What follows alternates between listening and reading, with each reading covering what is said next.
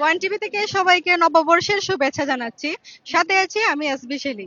আমি এখন আছি সুনামগঞ্জ সরকারি কলেজে। পহেলা বৈশাখ উপলক্ষে কলেজ প্রাঙ্গণে দিনব্যাপী উৎসবমুখর পরিবেশ বিরাজ করছে। সাংস্কৃতিক অনুষ্ঠান এবং বিভিন্ন স্টলের আয়োজন শিক্ষার্থীদের অংশগ্রহণে প্রাণবন্ত হয়ে উঠেছে।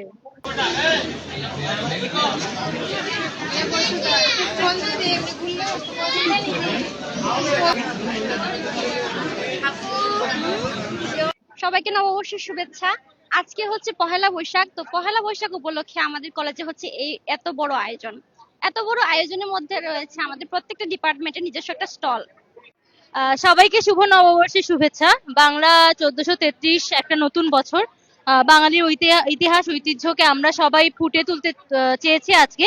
আহ, প্রত্যেক প্রত্যেক বছর মতো এবছর আমাদের কলেজ এই বর্ষকে বরণ করে নিয়েছে আমাদের নিজস্ব আঙ্গিনায় নিজস্ব ভাবে।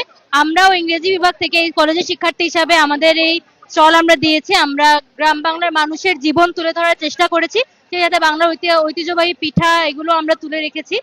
তো সব মিলিয়ে আমরা আমাদের মতো করে আমাদের বর্ষকে বরণ করে নিচ্ছি।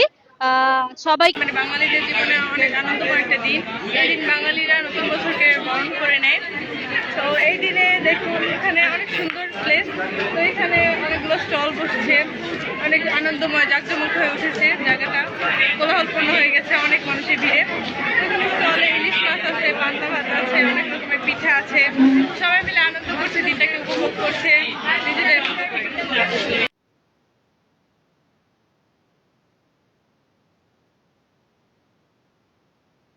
প্রথমত হচ্ছে আমাদের প্রাণের উৎসব, আমরা সবাই এখানে অংশগ্রহণ করব। আর আমরা হচ্ছে যেহেতু মানুষ, আমরা হচ্ছে একটা সামাজিক দায়বদ্ধতা আছে, এই দায়বদ্ধতা নিয়ে হচ্ছে আমরা কি করি, বাদনে কাজ করি। এবং এটারই আমাদের হচ্ছে ধারাবাহিকতা ধরে রাখতে হচ্ছে আমরা কি করছি, মেলার পাশাপাশি পাশে একটা স্টল রেখেছি, যাতে হচ্ছে আমরা কি করতে পারি যে আমাদের যারা আছে রক্তের গ্রুপ জানতে ইচ্ছুক বা যারা জানে না তাদেরকে রক্তের গ্রুপ জানিয়ে দিব।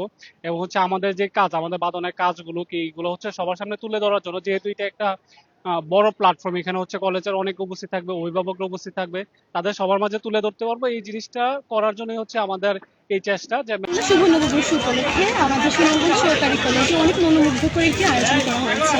আমরা দেখতে পাচ্ছি এখানে অনেক ফেমাস শিল্পীরা আসবেন, তারপর শিক্ষার্থীরা হচ্ছে মতো গান গাইছে।